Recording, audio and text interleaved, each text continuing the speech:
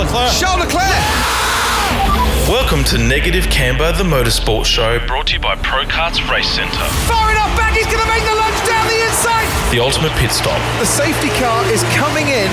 Fueling your passion for motorsport. With an emotional moment that means everything. All of the latest results, analysis, and interviews. Roar the drivers on to the final lap of this race. I'm Jamie Lemura, motorsport enthusiast, historian, and media presenter. And I'm Lee Harrison, motorsport professional, Sprint Master Karts race driver, and Formula One alumni. Welcome back to Negative Camber, the Motorsport Show. We now cross over to Formula One. Just before we go to Formula One, I did get another message from some people today, just to clarify some things. So, to everyone out there that wants to have a bit of a cry or complain at the state of karting in South Australia or Australia, just a quick reminder that there is club and committee meetings held quite often on a monthly basis where all members of the karting community can have their voices heard. So rather than bash out some letters on a keyboard and press send on a Facebook post or Facebook message or anything like that and blame clubs or blame this or blame that, maybe get off your backside, go down to the committee meetings, go down to the club, pitch in, help, and get to work and help build the sport of karting rather than sit there and slag it off, because that only hurts the sport, because anyone that's new that's getting into the sport sees those things on posts and thinks, why the hell would we bother being involved in this when the community's like that? So think twice before you post and, grow a set, go down to the club, go down to community meetings, help out, have your voice there and be part of the change, not part of the demise. Ooh. Back over to you. Okay, right. We just live in a society that it's easier to complain than pitch in and help, so I'm just a bit over that. I completely agree. I can completely wholeheartedly agree, because I see it on two fronts. I see it from the Scuderia Ferrari club, and I see it obviously from afar with with normal clubs as well. So the only way that you can actually instigate change for the positive is actually contribute to your club, and that could be attend committee meetings or actually do something positive and construct. But that's just a reflection of modern society, mate. Follow us on socials, join us on our website, negativecamber.co, and be sure to subscribe to the Negative Camber Club for access to exclusive content, episode previews, and special deals from our amazing partners. Anyway, Monza, Formula One. And so I come back Saturday night, I'm watching the race, or the qualifying, and Bianca's gone to bed, and I've somehow, because of the hype, I'm alive and awake and watching with intent. And then all of a sudden, CS55 decides to land on pole, and it's just excitement galore in the Lemura household. I had to keep it quiet, so there was all sorts of stuff happening in the house. You didn't keep it quiet though, did you? Not really. So then when Bianca wakes up the next morning and asks what the hell had happened, there was a news report. Exactly, and it was like this.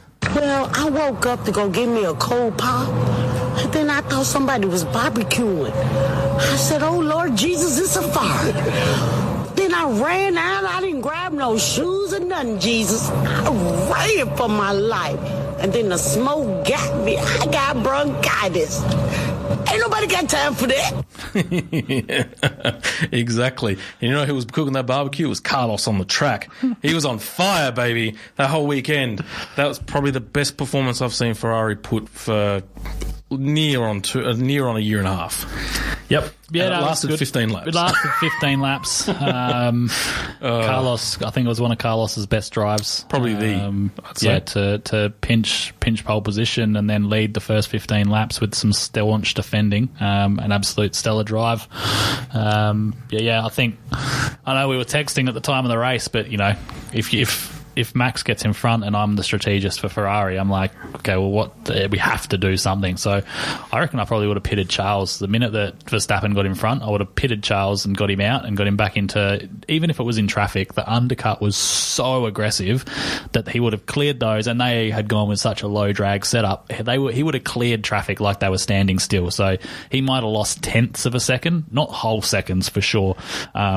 And just got him to push like buggery for the first couple of laps, tear up his tyres, but just get that track position back over Max. But that's the only thing that, as someone sitting in on my lounge chair like an expert, I would have liked to have seen, rather than them just follow each other around again for another 8 laps or whatever it was before they pitted, throw a real curveball and throw the dice, because then Perez is screwed if Leclerc's got a pit, and it would have been might have just added a little bit more spice. Yeah, and look, as you said, we were sort of remarking to each other on there too, and the only thing I could have put it down to was they were just tyre life. They take the gamble, like what you said, cook the tyres off, and then pit stop again, and probably face more criticism and ridicule, or do they play the conservative card, concede the race win because Max got past, and say, well, let's just race for third and see what happens, or maybe second. I think they would have got more positive comments for like having a stab, like if the minute that Verstappen, or like even before Verstappen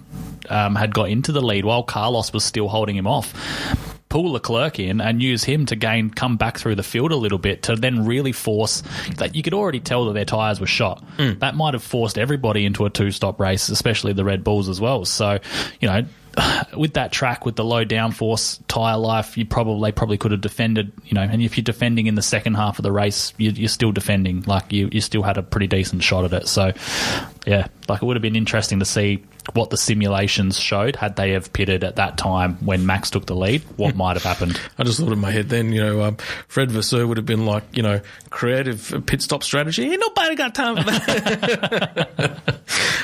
Well, he actually admitted post-race that the amount of, being obviously his first race as being head of Ferrari, because they didn't have Imola this year, this was it. Yep.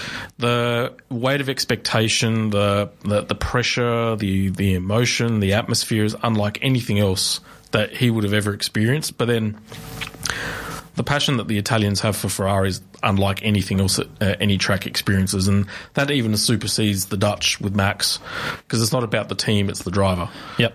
Whereas in this case it's about the team and the drivers as well. So I think Carlos showed Max a clean pair of heels, and as soon as he started to do a little bit of defending, Mr. MV Verstappen channels in back to 2021 mode all of a sudden and starts to have a whinge. About the he's asking questions. He's asking questions. He's a gypsy. There was some late manoeuvring, and I don't think he was complaining. He was just saying it was a little bit naughty, which is fair. Like the one that Max did complain about, I actually thought the same thing myself. I was like, well, that was late. That was very late, but that was just CS just saying, how about some enchiladas here, baby? Exactly, but it was Spanish there. Leaving the door ajar and then slamming it shut in his face when the move went to happen. So, the Formula One drivers, they're gonna ask questions. So at least he wasn't, like your mate and started crashing into people again. Not my mate. Not my mate at all. You're Lewis, not me. Sure. Although the only thing I told you, the only thing that Lewis Hamilton and I have in common is the yellow helmet. That's about it. Crashing into people. Well, I don't crash into people. They crash into me. I'm normally picking up the pieces of everyone else. That's how it happens. Anyway, here are the race highlights for the Italian Grand Prix. That is such disappointment. Sonoda pulls off before we'd even taken the lights, and surely we will have to send them round again. Failure, hasty failure. Copy. This is on board with Yuki Tsunoda. That is the sound of your Grand Prix ending before you'd even formed up on the grid. Here come the 5 red lights in Monza. And the Italian Grand Prix is go with a good reaction time for one Ferrari. Make that 2 Ferraris. Max Verstappen is breaking out of the slipstream. He's going to contend with Charles Leclerc and Carlos Sainz down to turn 1. Sainz is first, then it's Verstappen, then George Russell is on the inside, but Charles Leclerc has the power to hang on to 3rd position as they all make it through the first chicane. Sainz holds the lead. Brilliant start, brilliant defence, and Charles Leclerc there still having to battle with George Russell as they go down to the second chicane. Looks like he's going to maintain that position. The door is a little bit open for Perez to have a look, but amazingly they seem to have got through the first couple of chicanes with no sign of any contact. Alexander Albon, who's trying to use that incredible straight line speed of the Williams to clear the slightly draggier McLaren ahead, and he's got a good run, DC. He has indeed. He pulled a slightly different line off the first chicane. He's going to be forced to the outside in the braking zone for the bridge. This would be remarkable if he pulls it off. We go on board with Alex Albon, who gets up to 6th position with a super move. That was brave. It was precise. Absolutely brilliant from Alex.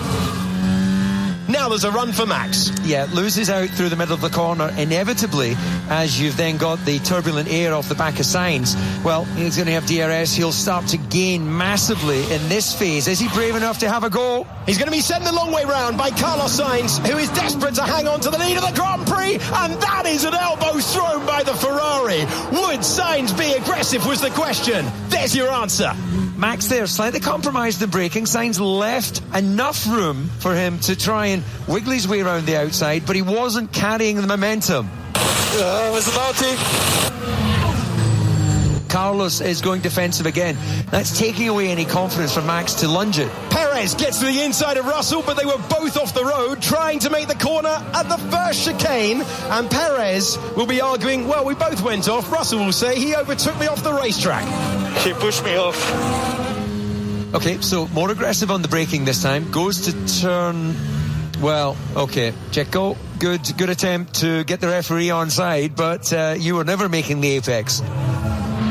And Verstappen, who forced a defensive move from Carlos Sainz 1 lap ago. Carlos Sainz having a look in the mirror. Verstappen getting close, and he just immediately commits to the racing line. There's the first lock-up we have seen from the race leader. That, a visual example of the pressure that he's under. And look at the momentum that Verstappen has got coming out of the first chicane, going through Curva Grande. Side by side they run for the lead of the Grand Prix, and the Ferrari is inching back ahead, centimetres between the leading pair in the Italian Grand Prix, and Max Verstappen takes the lead on the day that he chases history. He gets past the Ferrari. Sainz fights back, but there's nothing he can do, and the man who's chasing a perfect 10 is P1. Yeah, deployed nice and early, the electrical energy available coming off the first chicane. Then you can see the slippery Ferrari starts to outperform him as the speed builds, but in the end he had the inside line. 1 lap later, and as other... Whoa! This time, Perez gets to the part of the racetrack he's been chasing for so long. He gets to the inside. That's 4th place. Lando Norris is going to get past, and the undercut effective there. There is... Oh, he's going to throw one to the inside. It was tight. It's contact between the McLarens at Monza, but it was Norris who got by. We're going to see Lando Norris on the outside. Lando leaves him space, and then you can see that contact of the tyres. As they go past the iconic timing tower on the left-hand side, the old grandstand in the middle, and then the next iconic timing tower with the Red Bull out of the slipstream, building up to 200 miles an hour and taking 3rd place in the Grand Prix. Leclerc was thinking about the late lunch, wasn't able to do so, but one Ferrari slips off the podium. On board with Lewis Hamilton, a 5-time winner of this Grand Prix, just trying to improve up to 8th place. Does he have the room? The answer's no. There's a lock-up. They're both over the road, and the story continues down to the Lesmos. Hamilton will say, well, look, he pushed me off and he never made the corner. Hamilton against Piastri, flat to the floor as we go through Curva Grande. He's looking for that inside line. Piastri gives him the squeeze, but you've got to give a car's length. He's made contact off the road. They both go, and damage for Oscar Piastri. Hamilton takes the place off the road. Another dramatic moment for Oscar Piastri's Grand Prix. If anyone has to apportion blame, I would say Lewis needed to give him a bit more space, which Carlos Sainz is not giving Checo Perez. Perez is going to risk the nose to the inside, and he bails out of the first chicane, and Sainz gets back to 2nd place. Perez had to give him the position back, but this is getting tighter and tighter and tighter every time they go into the braking zone of the Rettifilo. Hamilton now, with that 5-second penalty hanging over him, cleared one McLaren, and now trying to clear the other one around the outside for Lewis Hamilton, who gets past Lando Norris. Best run he's had so far for 2nd place. Oh, he thought about it, and Sainz went tight to the wall. Perez has got the DRS. Perez has got the place. At last, Sergio Perez slows the Red Bull down, and by the time he leaves the first chicane, he's up to 2nd place in the Grand Prix. This is so close between the two Scarlet Ferraris who go onto the main straight. Charles Leclerc has got enormous momentum here. They're side by side at Monza, and Charles Leclerc is moving ahead. He's got the inside line. Charles Leclerc takes 3rd place in the Italian Grand Prix, but he's locked up to give another opportunity to Sainz, who cranks on the steering wheel, looking for the line. How did he not make contact with his teammate there? I feel that I've just seen a ghost car. You know, the wheels, they must have been so close close to touching. Sainz has the inside line. Will he have the position? Lock up. Oh, they nearly made contact again. This is really aggressive stuff from the two teammates. As we check in on another move, this time for Lewis Hamilton. And see, it is possible to overtake a Williams in a straight line. He went the long way round at turn 1. And no risk, race until the end, no risk.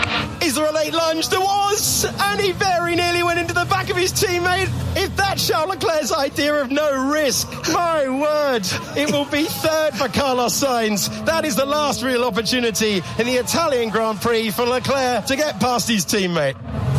We are witnessing something that no one has ever seen in the entire history of Formula One. A landmark for Max Verstappen. Max Verstappen wins 10 Grand Prix in a row to take the all-time record. And the Ferraris are scrapping all the way to the line. Unbelievable stuff. Perez is second, and it was 1/10 of a second between third and fourth.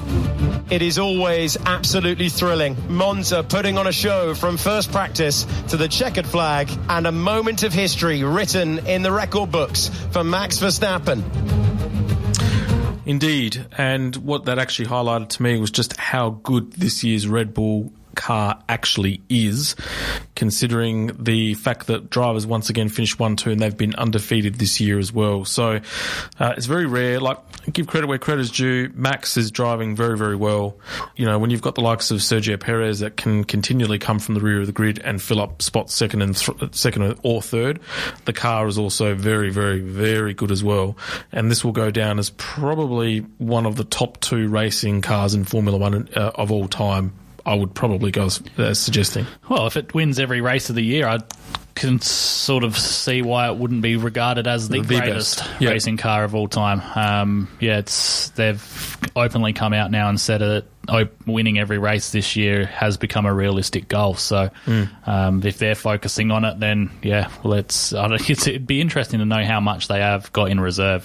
Whether there is anything, you see. Sainz pip Max in quali the other day at Monza, but is there anything in reserve? So I had to laugh at when Max said that they were concentrating more on a race setup. I just think balderdash, Carlos just had a bigger set of kahunas that day than what you did. However, I don't think they'll win every Grand Prix. The odds would suggest, on face value you would say yes, but I've got a funny feeling that they'll drop one somewhere and it'll be at a race that we least expect, and that would make them equal to 1988 with McLaren when they won 15 out of 16. Yeah. Outside of that, if they win every race this year, and form suggests that they would, then it will be the greatest Formula One car of all time. Yeah, but even so, if they won 22 out of 23, that's probably still a better percentage rate than the 15 out of 16. So I think, they've got to really mess it up from here to lose that, arguing over which one could be better. But I think it's going to take a mechanical failure for them to lose a race. I don't think they're going to lose it on speed and speed alone. Yeah. It'll either be a start line incident or something absurd, like, say, if it rains at Singapore, which is the next race, and that could... Singapore, personally, outside of, say, Monza or Monaco, is my favourite Grand Prix. And when it rains there, it's... anything's possible, as we saw with last year's race. Could see a late race safety car in Abu Dhabi. Michael Massey behind the wheel. Hey, do you like them apples, boys? We're racing now, Toto. But it's a hard one, isn't it? Like, they still, you lose one race, and it's very, very rare in sport that you actually see greatness at this level. And although it's very easy to, pour hot water over the accomplishments of the driver, irrespective between the two of them, they still have actually got to get the job done.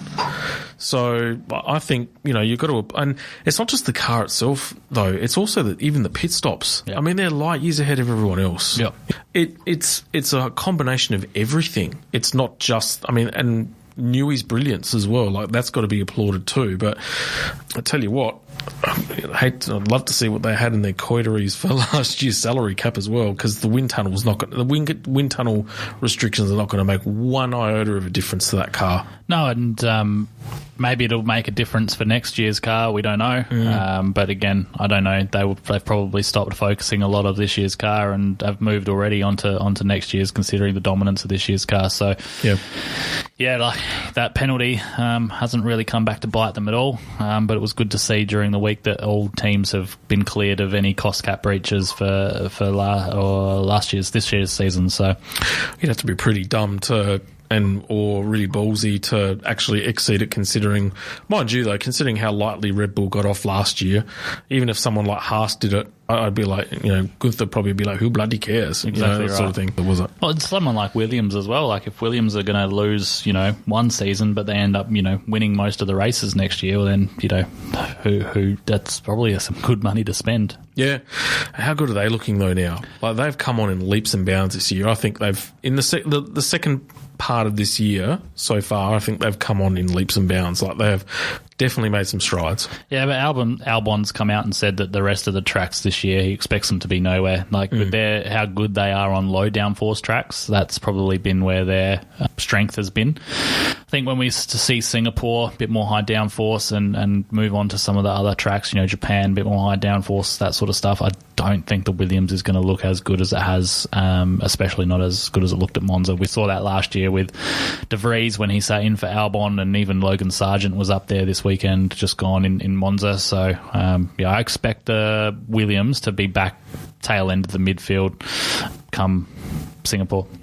Speaking of Singapore, they've it was said last year that they've actually done some changes to the track because they're doing some work around the Marina Bay area.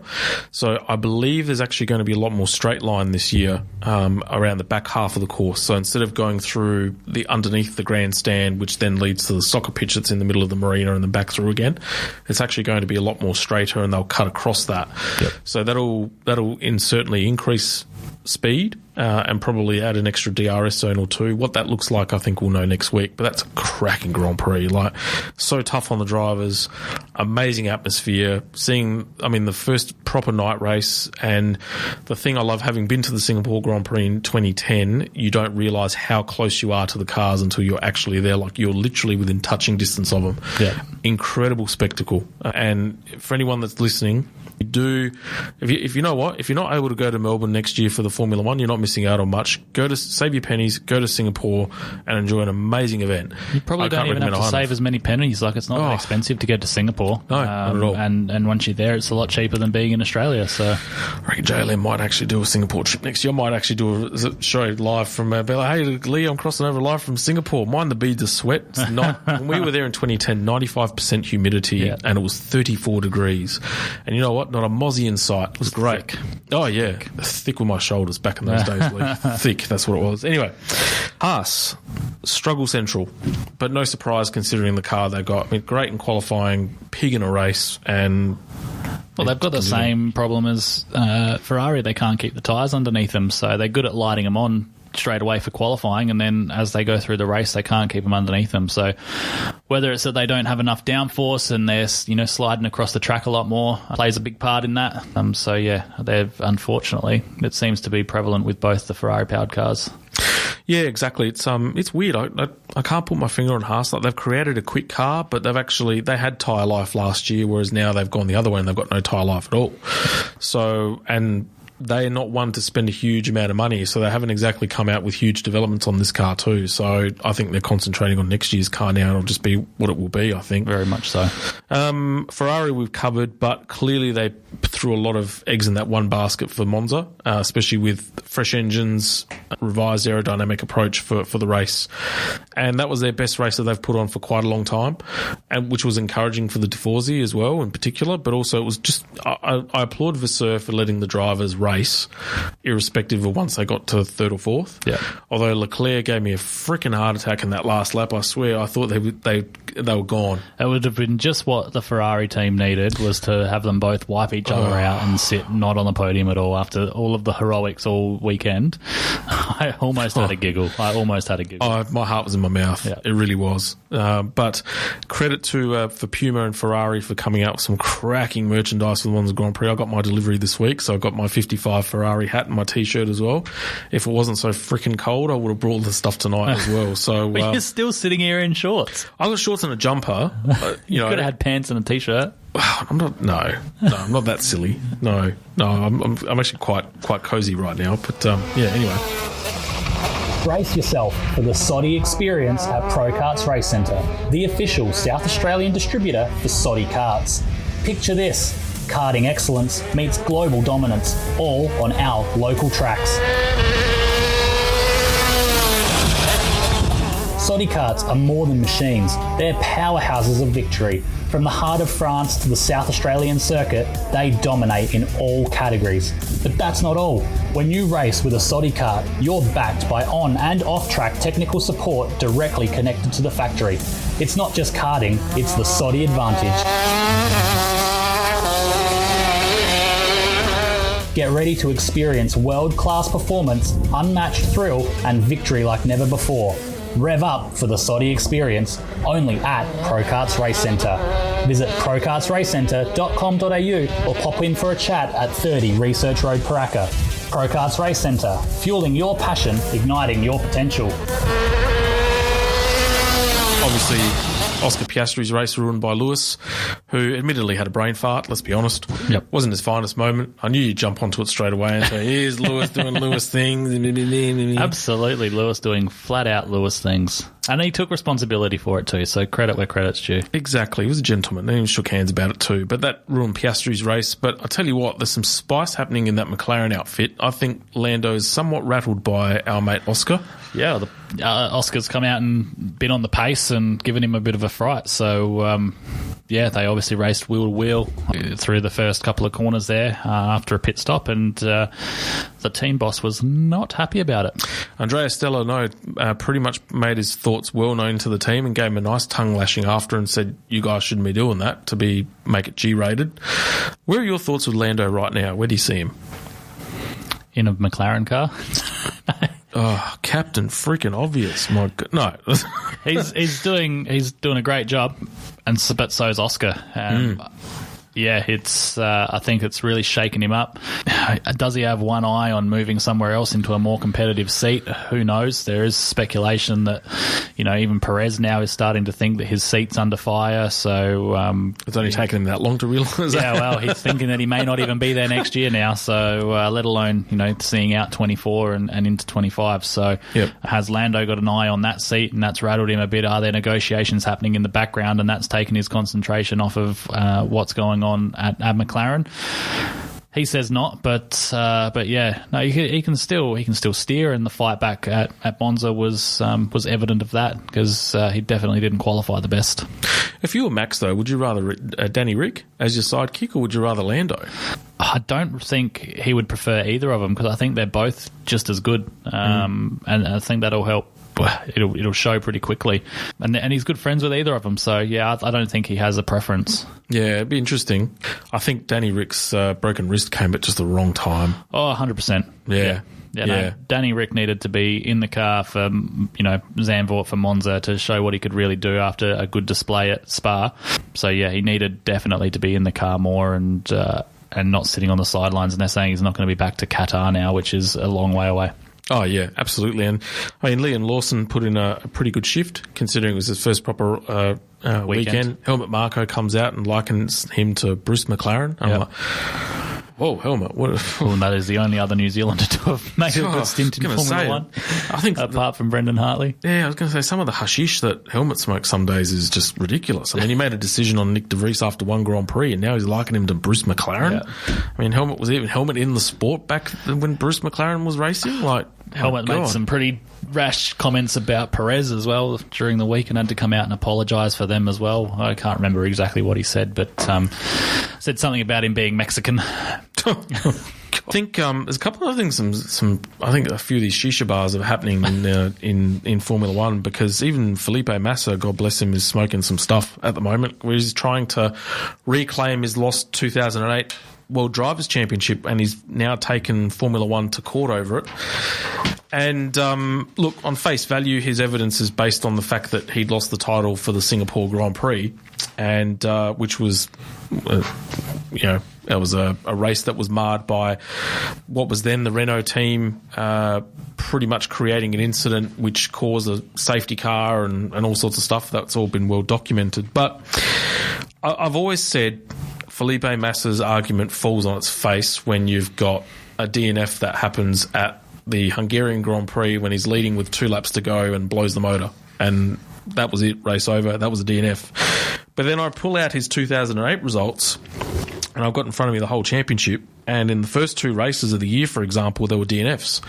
First one was a blown motor in Australia, and he was in 4th for that. And then the second one was a spin and a retirement when he retired from the top 5 at Malaysia.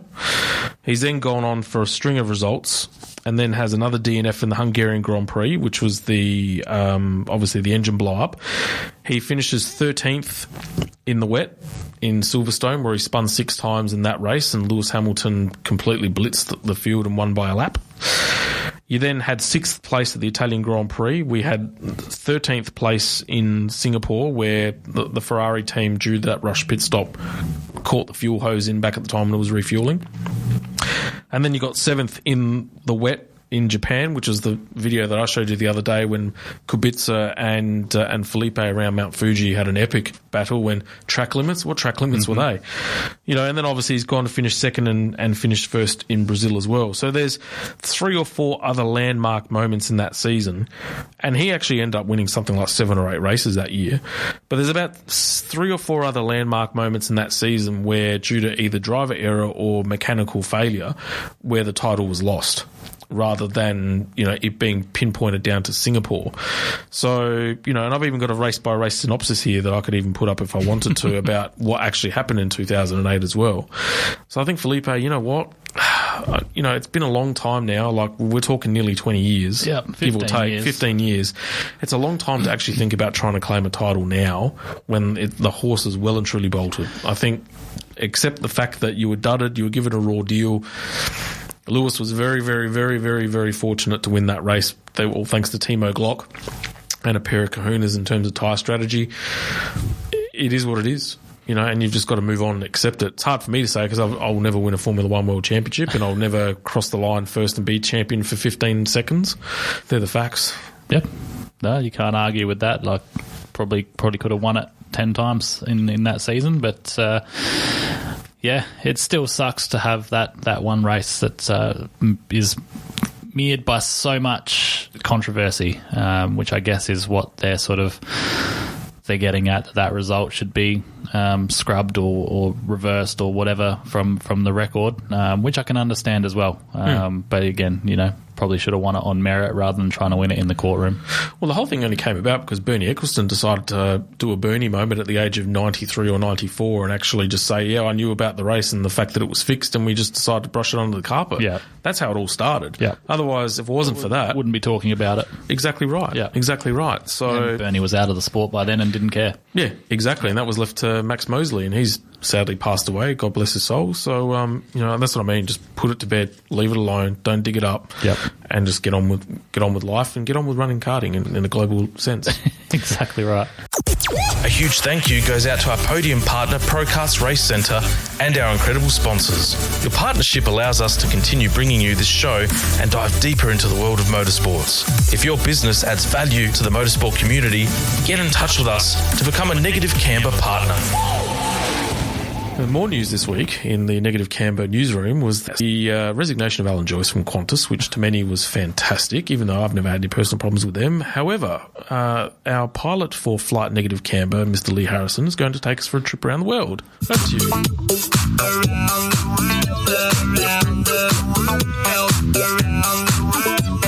Excellent segue there. You like that one? Yeah. I reckon that's some of my best work, I've got to say. I'm still gainfully employed as the pilot of this around the world flight. But as always, our first stop is in NASCAR land, America. Only one race in rare form for NASCAR to speak of since the last show, with a race being held at Darlington Raceway.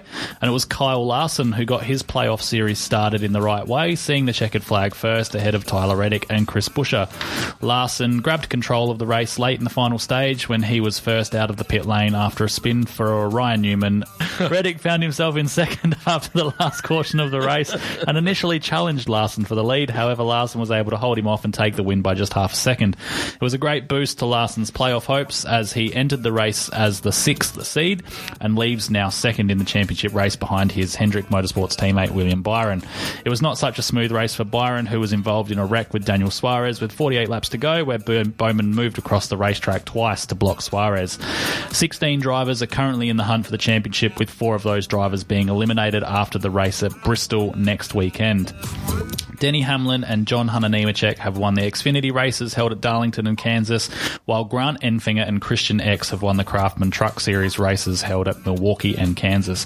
And for anyone that wants to see a fine video of some driving, search up Christian X win in the Craftsman Truck Series at Kansas night before, 3 wide around the outside and taking home the chocolates. So that's an epic move. Who'd have thought that Robert Duvall from Days of Thunder with a crackle out of on the outside, you can't your hold. tyres will hold. You got a special set. Exactly. And they came true. Yeah, exactly right. World of Outlaws, and it's been a busy period for the drivers of the World of Outlaws Sprint Car Series, with 7 rounds of the championship being completed. Races held at Red River Speedway, Skagit Speedway, Grays Harbour Raceway and Silver Dollar. There were wins for Logan Schuchart, Rico Abreu, Kyle Larson, Sheldon Hordenschildt and Michael Kofoid, while a win for Brad Sweet has seen him extend his lead in the championship to 103 points over Carson Macedo, with David Gravel a further 70 points behind. This is the largest lead of the season so far for Sweet, as he looks to step up his run at another title. In DTM, there was a race held overnight at Sachsenring, and Lucas Stoles was unbeatable. He took a perfect start from pole position and took a dominant lights to flag victory in what was Mercedes' first win for 2023 in that series. IndyCar, Alex Palou was victorious in the Grand Prix of Portland in the penultimate round of the IndyCar series. Palou led home Arrow McLaren's Felix Rosenqvist by 5.4 seconds, and in doing so also wrapped up the IndyCar title. It is the Ganassi Racing driver's second title after also winning in 2021, and it's the team's 15th title. Scott McLaughlin finished 9th in the race, some 30 seconds behind Palou, while Will Power had a day to forget, finishing 25th and 2 laps down after an ambitious lunge on Alex Rossi saw him spin into the grass early on in the race. Their IndyCar is racing in Laguna Seca this weekend, so anyone wants to get up early on Monday morning and watch that race, Scott McLaughlin is starting second after just missing out on pole. In Moto2 and Moto3, Jake Dixon and David Alonso were victorious in the Moto2 and Moto3 races respectively in the most recent round of the championship held at Catalunya. Dixon held off a fast finishing Aaron Canet and Albert Arenas in Moto2 to take his second win of the season. He now sits 44 points behind Pedro Acosta in the race for the championship. It was much more frantic in Moto3, however, with the top 9 riders crossing the line under a second apart.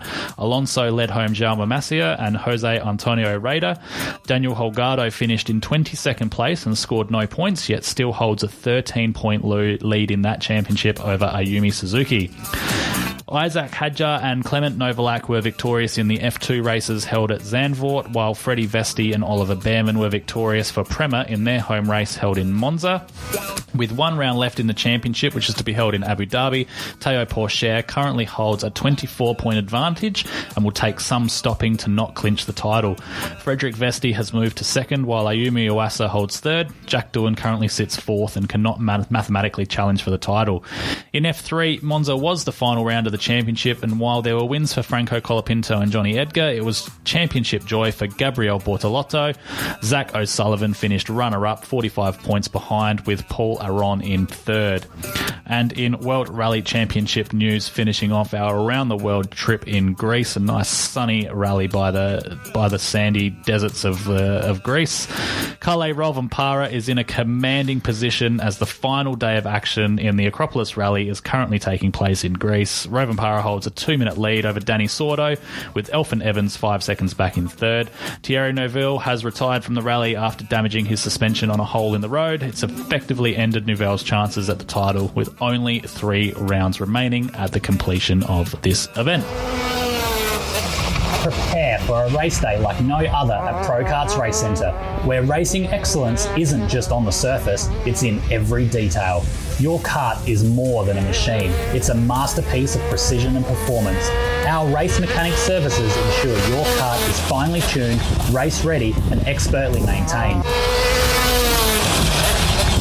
Leave the technical details to us while you focus on conquering the track. But we're not just mechanics, we're partners in your victory. Our skilled team provides on-site pit support during race meetings, ensuring that every element is in place for your success. At Pro Karts Race Centre, we're not just about the thrill of the race, we're about the joy of winning. Join us and experience racing excellence from the inside out. Visit prokartsracecentre.com.au or pop in for a chat at 30 Research Road, Karaka. Pro Karts Race Centre, fueling your passion, igniting your potential. We'll get straight into it. MotoGP and the miracle of the Pecco show reared its ugly head and showed us its full repertoire at the Spanish Grand Prix held last weekend. That reminded me so much of the Marco Simoncelli accident. All he had to do was go either way and have a bike go in the middle and run over his head, and it would have been all lights out. Yeah.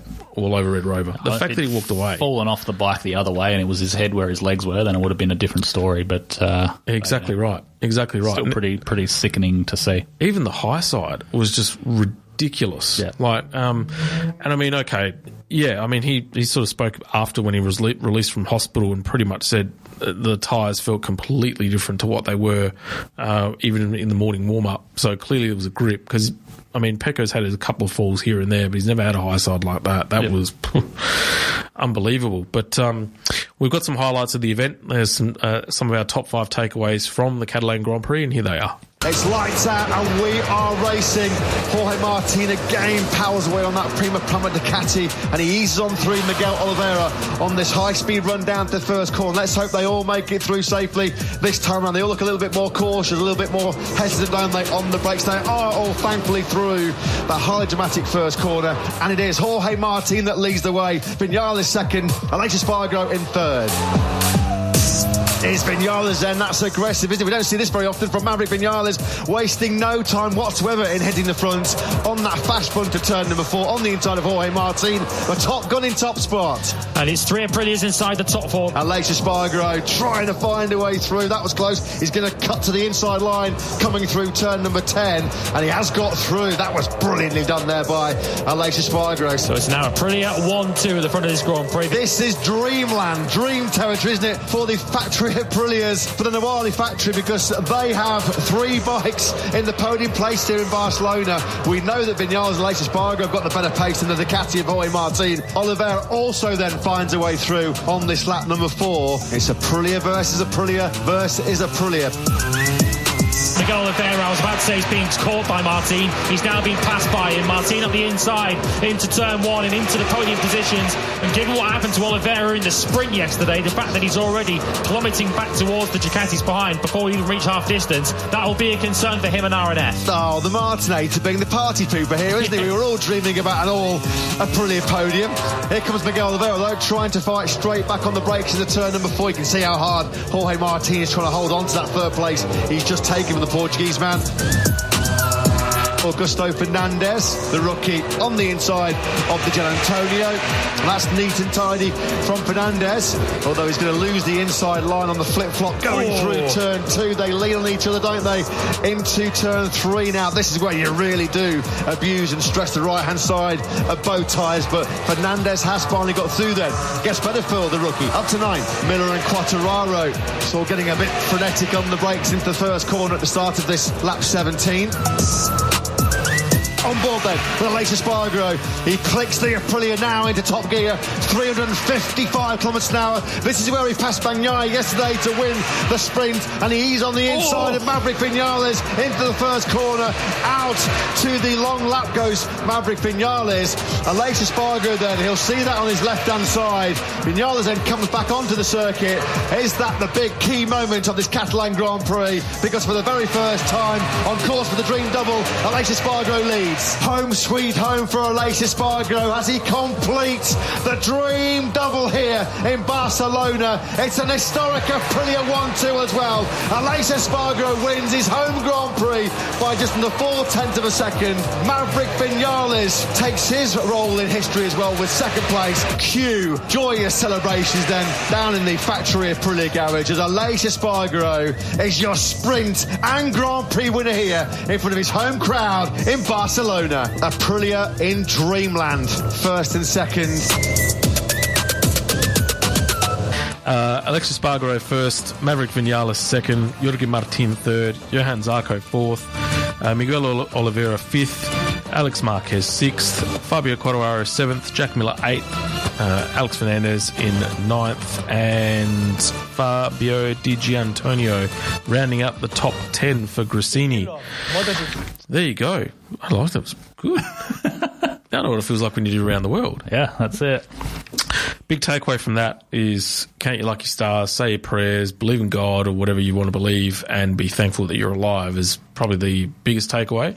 If you're Bastianini, normally keep the nether regions for men on the bike and use that as, brains as well as your head instead of making risque moves like what you do. I mean, it's racing. We all get Probably that. needs to stop smoking the reefer before he jumps on the bike. I don't know what he was, maybe poor James Place probably took the same thing. But yeah, that was that was a pretty heck. How could you have a Grand Prix? 6 out and your championship leader out within 100 metres in that first corner. It was ridiculous. What I find interesting is to see how Bagnaia bounces back this weekend. He obviously did okay in the sprint race last night, but that was a mistake all on his own, which we know that he is renowned for. Is this the creeping in of the old Bagnaia, or was it just a blip on the radar? He's only got a 45-point lead in the championship, so he can't afford too many more of those. I'll say blip on the radar, only because you know what I'm like with Pecco, and I'm more one-eyed than what I am now.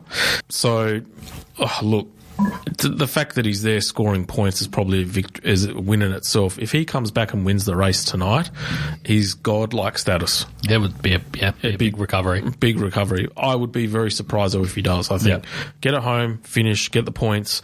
If you have to concede, just be thankful that you're there because he was out. On last week, we're having this discussion, and I would have said title gone, maybe career over. Who knows what could have happened, and we didn't know. And then you wake up the next day and he's walking out, with bruises, and that's it. And yet, Bastianini, who arguably had the lesser fall, was walked away with broken fingers, broken tibs, broken this, broken that, broken ego. Everything's broken. Yeah. So, it you know what? Incidents like that tells me that he's destined to win the title this year. But he gets away with it. Yeah, no, he did. He did, and he got away with all the falls and stuff last year as well, and still won the title. So, I said hopefully it's a blip on the radar, but he's got, he's still got a couple of races spare up his belt that he can fall off and not lose the championship. So, see how you go. Let's just get the points first, hey? Come on, Pecco. Come on, man. Come on. And then, what do we have? We had Marc Marquez, rumoured to have gone to Gresini. Yep. Rumoured. Very, very strong rumours. Nothing set in stone yet. Yeah. Well, Joan Mir actually finished a race. I couldn't believe it. Amazing, isn't it? I know. He's still dead last, but I don't care. He finished. It's the most laps he's done this year. Well, they're saying that Marc Marquez's mind will be made up after the test next week held at Misano. So he'll try Honda's new 2024 prototype bike, and that's going to be the make or break moment. He's put the sword to the team and said that he needs to be seeing strategic hiring for technical guys in all the parts of the bike that lacks. So Honda HRC are flat out trying to recruit people from the European teams like Ducati, like KTM, and like Aprilia, just to try and keep Marquez happy. But that'll be all for no good if Marquez decides to shut the door on him. The Japanese culturally don't take negative feedback or pretty much bad results very well. It cuts them to the core. And generally, they're pretty incisive when they come back and make change. Classic example is Honda in F1, when Alonso was very, very vocal about their performances, and they were humiliated publicly. And then within the space of 2 years after that, they won a world championship. And now they are the dominant engine. VTEC, get onto it. Look, I'm not in the debrief rooms or anything of that nature. However, you can have the best engineers in the world, you can recruit really well, but if you're not given the technical feedback and you're trying to ride around problems, guess what? Nothing's going to change. So I think Mark has also got to take... Mark Marquez is going to go to a bike that's been completely developed, and all he has to do is just get notes off his brother and just adapt to it, and that's about it. He doesn't have to give that technical feedback. You want to actually cement your greatness, in my opinion, make Honda great again and cement your legacy as being one of the greatest of all time. Right, because right now you have more spills and more crashes than a 3-year-old either learning how to eat, learning how to ride, and doing all that sort of stuff as well. And that does more harm than good. Yeah. Prove your greatness by turning that mark around would be my advice. But what the hell would I know? You just washed up. Oh, yeah, washed up, greyed out, wearing shorts past the white legs. You've reached the checkered flag of another episode of Negative Camber the Motorsport Show, proudly brought to you by ProKarts Race Centre. A huge thank you to you, our incredible listeners. Your support and passion for motorsports fuels our enthusiasm to bring you the latest results, analysis, and interviews from the racing world. Keep that FOMO at bay by subscribing to Negative Camber on your favourite podcast platform. We'd also love it if you could leave us a review and share the show with your fellow racing enthusiasts. Your feedback and support mean the world to us. Remember, Negative Camber is more than just a podcast. We're a community of dedicated fans who live and breathe motorsports. Follow us on socials, join us on our website, negativecamber.co, and be sure to subscribe to the Negative Camber Club for access to exclusive content, episode previews, and special deals from our amazing partners. Until next time, stay fueled with passion, embrace the Negative Camber, and keep chasing those podium finishes.